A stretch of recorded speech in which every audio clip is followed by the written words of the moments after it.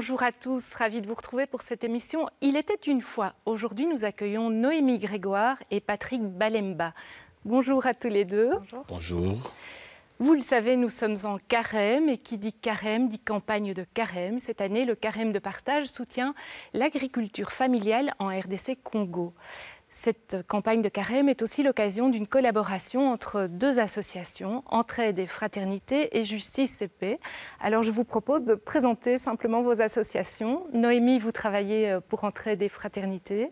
Oui, donc Entraide et Fraternité est une ONG catholique de développement et de solidarité internationale qui vise donc à réduire les inégalités et lutter contre les injustices sociales à travers de la sensibilisation, du plaidoyer et des partenariats en Belgique et à l'étranger. Et vous, Patrick, vous travaillez pour Justice et Paix.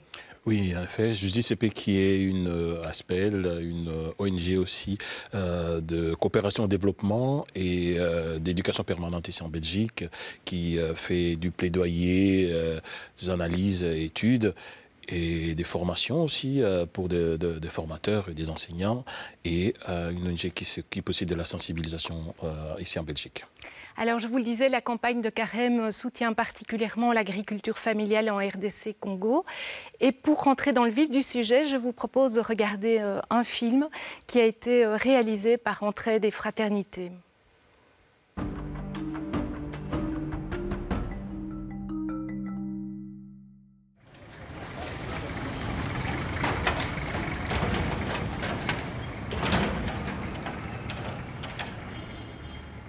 Bon, nous sommes au Sud Kivu, une des 26 provinces du pays. C'est une province essentiellement agricole, mais c'est aussi une province minière, parce qu'il y a énormément de minerais. Principalement, c'est l'or, la cassiterite, le coltan. Les ressources minières sont à la fois des opportunités nécessaires, la richesse, la chance pour le Sud Kivu. Ça contribue d'une certaine manière à l'essor économique. Mais en même temps, les ressources minières, c'est aussi notre malheur. Il faut le dire, c'est le malheur du Congo.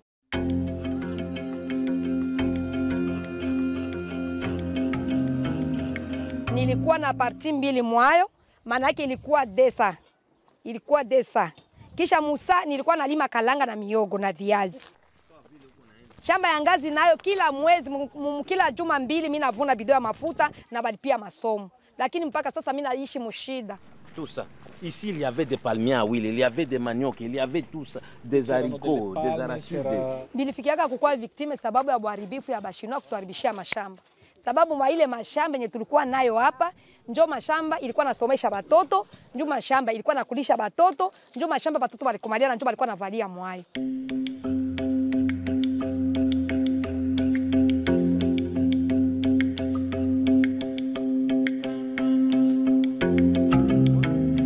Rendu compte que beaucoup de paysans sont en train de perdre des terrains. Donc il y a toute une dynamique aujourd'hui de spoliation des terres, d'accaparement des espaces qui étaient des espaces cultivables, habités par des gens, mais qui deviennent du coup, d'une manière tout à fait cavalière, brutale, des mines qui chassent les paysans, qui détruisent les champs.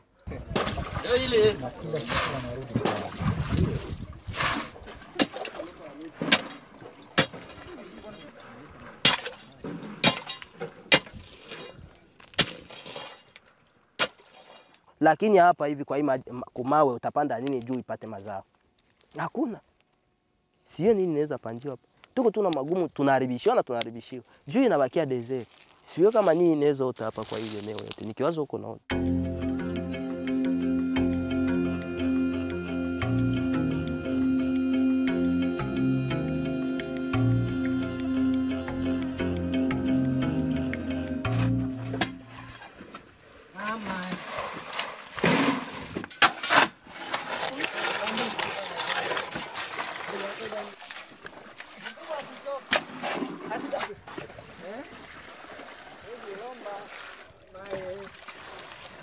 On s'est rendu compte que tous ces mouvements vers les minéraux, c'est de la main-d'œuvre agricole qui s'en va. Des gens qui quittent leur famille, qui vont là-bas, qui ne rentrent plus et qui ne renvoient rien du tout.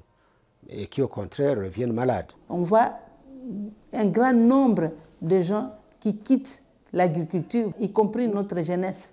Nous sommes en train de sensibiliser et nous sommes en train aussi de montrer les dangers de tout ça au regard donc, du fléau qui peut surgir un jour quand on manque à manger. Donc ça sera vraiment la mort de nous tous.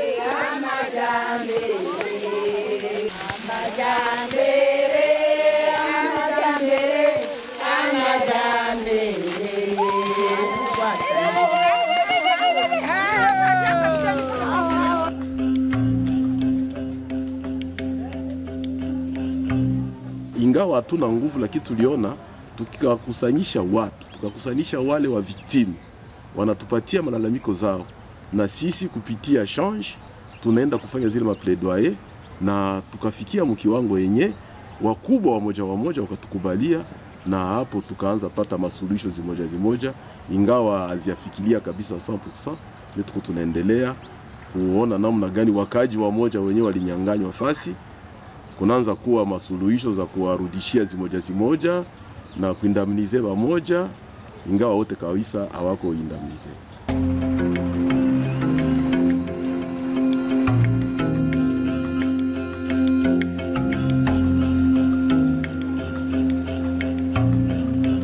Depuis 2019, Change a commencé à travailler avec Entrée de Fraternité.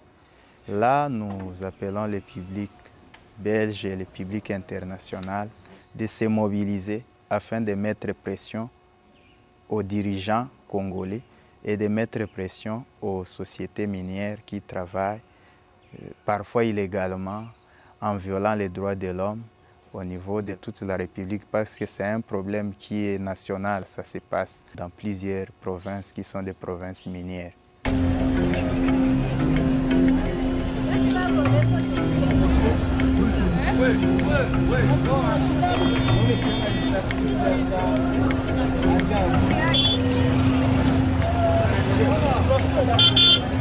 Ces ressources minières sont pratiquement la cause qui alimente les conflits, les guerres qui ne finissent pas. Les sociétés minières qui viennent ici exploiter tout ça, les armes qui viennent tuer la population d'où elles viennent. On sait que l'Occident a toujours été complice, a toujours été derrière tous les coups que nous subissons. S'il n'est pas l'instigateur principal, parce que ça lui profite. Je sais qu'il existe une société civile européenne qui est forte, qui est dynamique. Le message, c'est de demander à cette société civile de continuer à dénoncer, à crier en Europe par rapport à ce qui se passe ici, et de demander des comptes au gouvernement européen.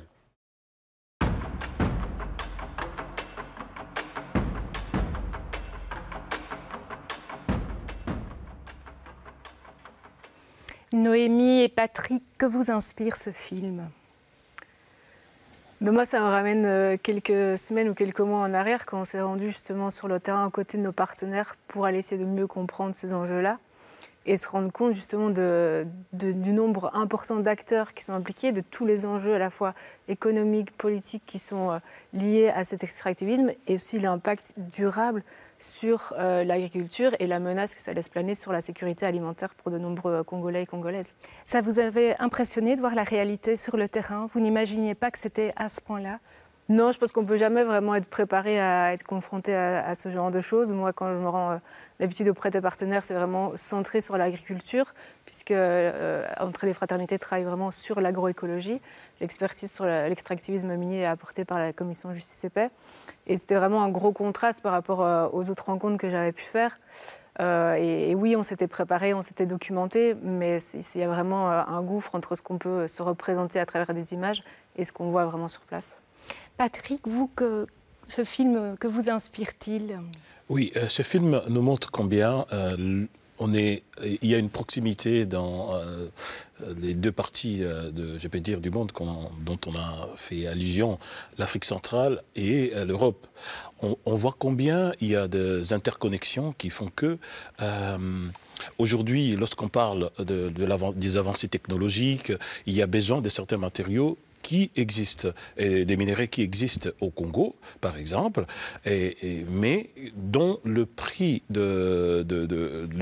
dans l'approvisionnement, dans l'extraction, fait que pour, je peux dire, répondre à la boulimie électronique, des avancées technologiques, il y a besoin de certains minéraux qui se trouvent à l'est du Congo, au Kivu en particulier, et cela fait que les paysans qui vivaient, par exemple, dans un premier temps de l'agriculture, voient les terres être, comment je peux dire, il y a l'accaparement des terres contre l'agriculture et ils se réduisent à être tous des miniers. Ils ne vont pas manger les mines et cela rajoute encore davantage la famine dans certains contrées.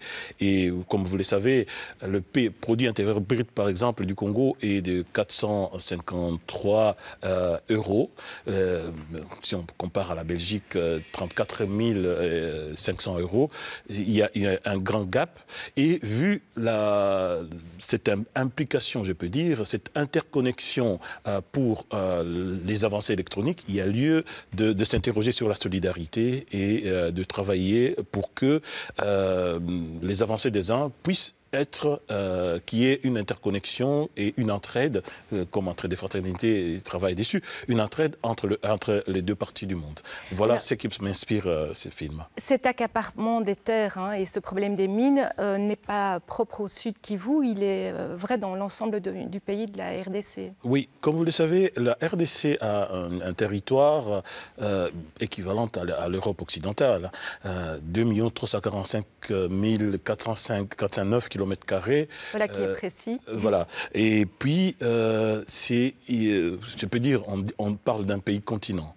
Donc, à l'est du Congo se trouve, on le disait d'ici il y a 2 ans, la moitié du réserve mondiale du cobalt.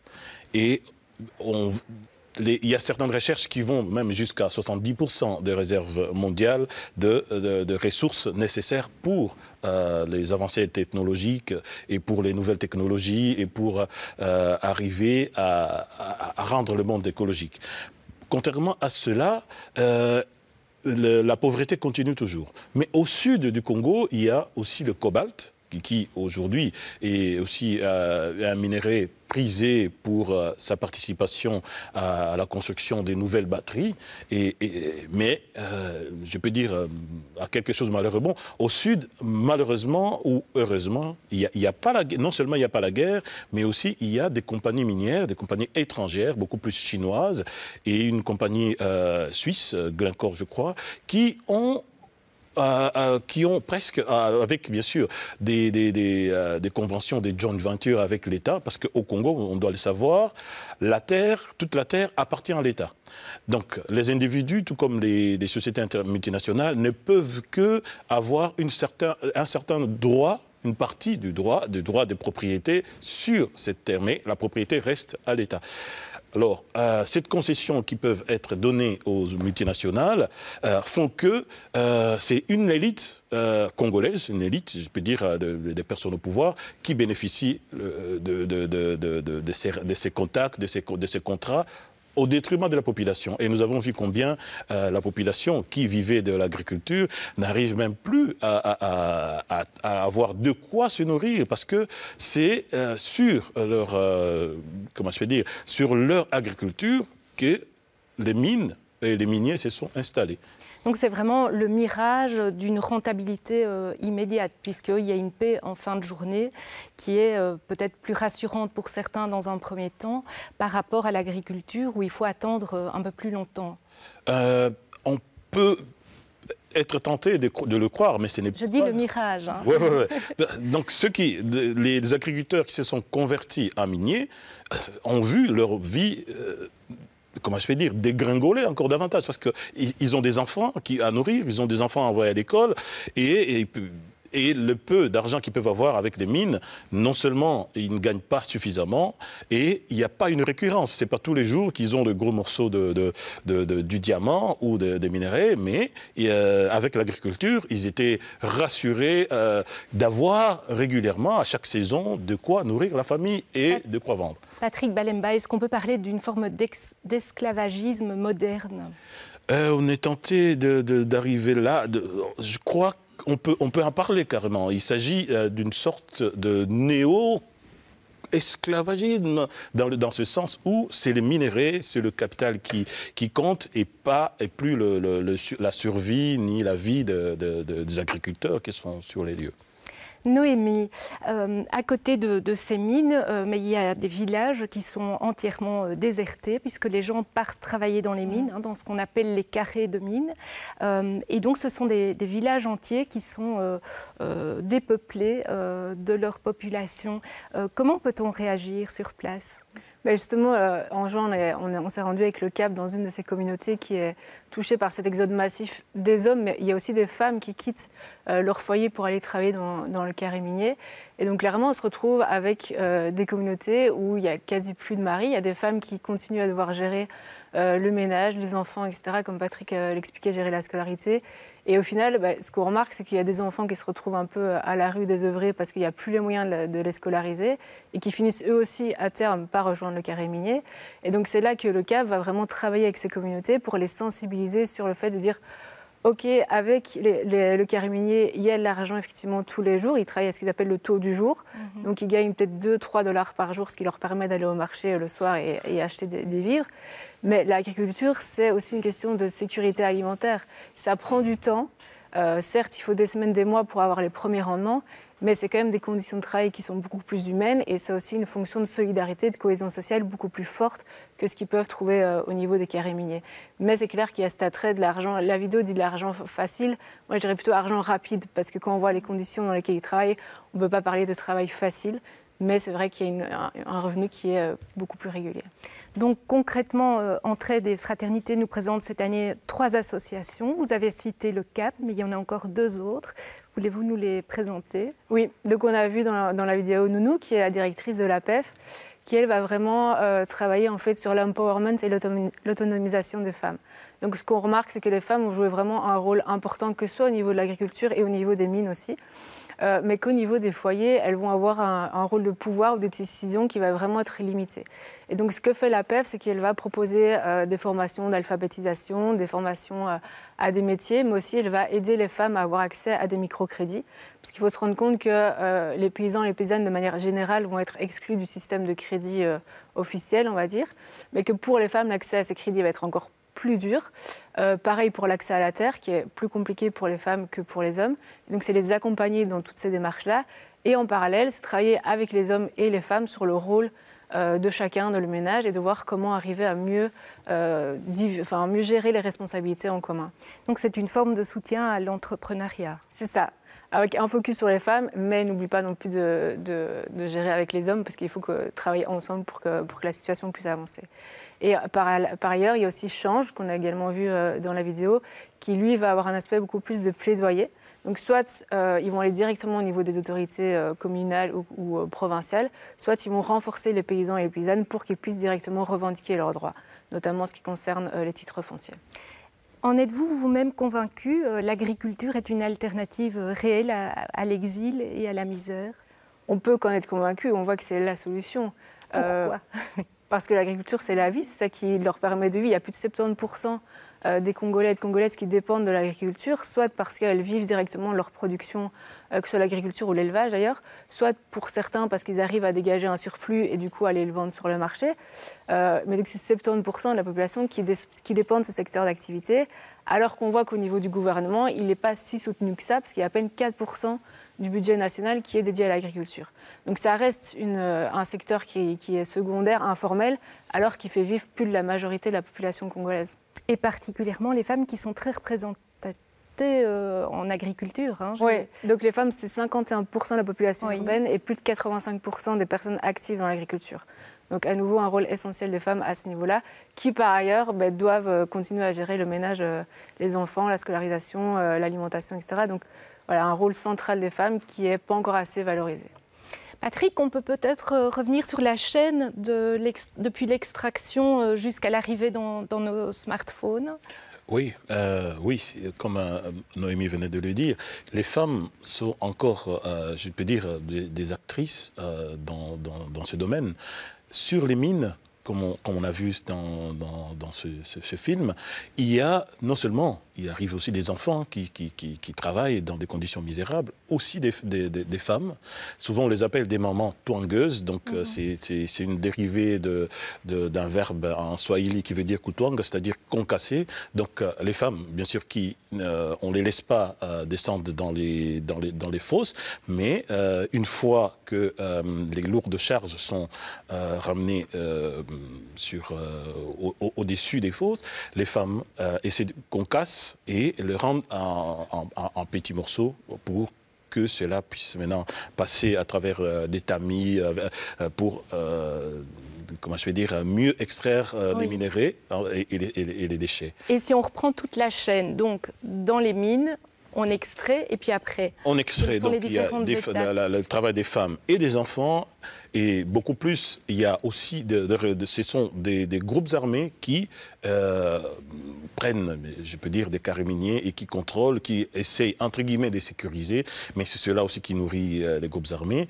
Et à partir, bien sûr, de creuseurs, lorsque chaque soir ou après un certain moment où ils ont une petite quantité, ils se rendent dans des comptoirs et pour vendre les minéraux qu'ils ont eus, il est vrai, ils les vendent à un faible prix. Et les comptoirs, eux, ils vont encore le revendre et ils essaient de sortir avec les minéraux, soit qui va vers Dubaï ou beaucoup plus vers la Chine, où là, il y a des grosses entreprises et des multinationales qui commencent à faire, à fabriquer, par exemple, des micro-particules dans la technologie qui vont être exportées soit en Europe aussi et aux États-Unis pour fabriquer les ordinateurs et les téléphones portables. Voilà un peu la chaîne. Donc ça part des creuseurs, les comptoirs d'achat, et puis les comptoirs d'achat vendent soit chez les Chinois ou les sociétés qui sont sur place et qui se chargent de l'exportation. Et voilà un peu la chaîne qui mérite et qui doit aujourd'hui être suivie. Et cette chaîne d'approvisionnement mérite bien sûr une régulation et comment je vais dire, un contrôle afin que les minéraux ou les matières premières qui arrivent dans les multinationales et qui fabriquent des composants électroniques ou jusqu'aux appareils électroniques que nous utilisons, puisse donc que cette chaîne soit contrôlée et que cette chaîne puisse respecter les droits humains. C'est ça aussi le travail que Entraide des Fraternités et Justice et Paix essaient de faire avec d'autres ONG afin que les décideurs politiques puissent avoir un œil là-dessus. On l'a compris, ce sont vraiment des minéraux du sang. Le nom n'est pas exagéré. Noémie, en termes d'agriculture, il y a aussi des changements locaux. Je voyais que le maïs maintenant est importé alors qu'il y avait du manioc avant. Donc il faut aussi réinstaurer certaines habitudes de culture. On voit que l'agriculture est vraiment en transition et aussi parce qu'ils subissent en fait les impacts des changements climatiques et donc ils sont obligés de repenser l'agriculture. Et c'est pour ça que nous, on travaille vraiment avec les partenaires sur l'agroécologie. Donc c'est une agriculture qui va être résiliente, qui va être respectueuse de l'environnement mais aussi des droits des communautés et qui doit permettre justement aux paysans et paysannes de faire face à ces changements climatiques. Et donc oui, on se rend compte que maintenant il faut repenser les semences parce qu'elles ne sont plus du tout adaptées et que les rendements diminuent. On voit aussi la fertilité des sols qui est impactée à cause des érosions multiples, des inondations, etc. Donc clairement, ils sont obligés de repenser leur manière de faire pour faire face à tous ces changements-là et garder un certain rendement et du coup un certain niveau d'alimentation. Et puis ces mines qui sont parfois développées de manière très professionnelle, mais aussi de manière plus familiale, ces mines mènent à une désertification accrue des sols. Oui, donc il faut s'imaginer que particulièrement les mines industrielles, elles vont utiliser des grosses machines, énormément de produits chimiques qui vont être déversés à la fois dans les eaux, mais qui vont s'imprégner dans les terres. Et donc on voit clairement que pour les communautés qui vivent autour des carrés miniers, il y a le développement de maladies humaines et animales, il y a le développement de maladies au niveau des cultures, Et donc, ça a un impact environnemental, économique, social sur du long terme. Et donc, c'est ça aussi qu'il faut bien comprendre. C'est des terres qui vont plus pouvoir être exploitées pendant des dizaines d'années, alors que la pression foncière est déjà énorme, liée notamment au fait que la terre se transmet par héritage et donc à chaque fois il y a un morcellement, lié aussi au fait, comme Patrick l'a mentionné tout à l'heure, qu'on a des grosses entreprises nationales et internationales qui vont s'accaparer d'immenses espaces. Et donc au final, la terre qui va pouvoir être dédiée à l'agriculture et donc à l'alimentation de la population devient de plus en plus réduite. Donc c'est vraiment un enjeu aussi de travailler sur ces aspects-là. Vous travaillez avec des associations depuis de longues années, voire des décennies. Est-ce qu'elles ont adapté aussi ce qu'elles proposent à la population sur place ? Oui, je pense que c'est essentiel pour toute société civile, que ce soit au Congo ou en Belgique, de pouvoir s'adapter à l'évolution de contexte, aussi à la mentalité des gens. Sinon, le travail n'est plus du tout en adéquation avec la réalité. Concrètement, ici, les mines sont vraiment l'objet de toutes leurs attentions.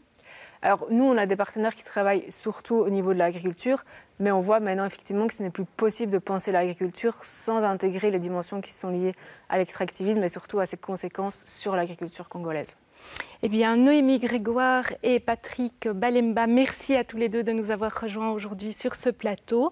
Pour soutenir la campagne de Carême, il suffit de vous rendre sur le site carême.entraide.be ou de participer directement aux collectes qui auront lieu les week-ends des 9 et 10 mars et 23 et 24 mars. Merci à vous de nous avoir suivis. Si vous souhaitez revoir cette émission ou une précédente, il suffit de vous rendre sur le site d'Ovio ou sur celui de Catobel. À très bientôt pour une prochaine rencontre.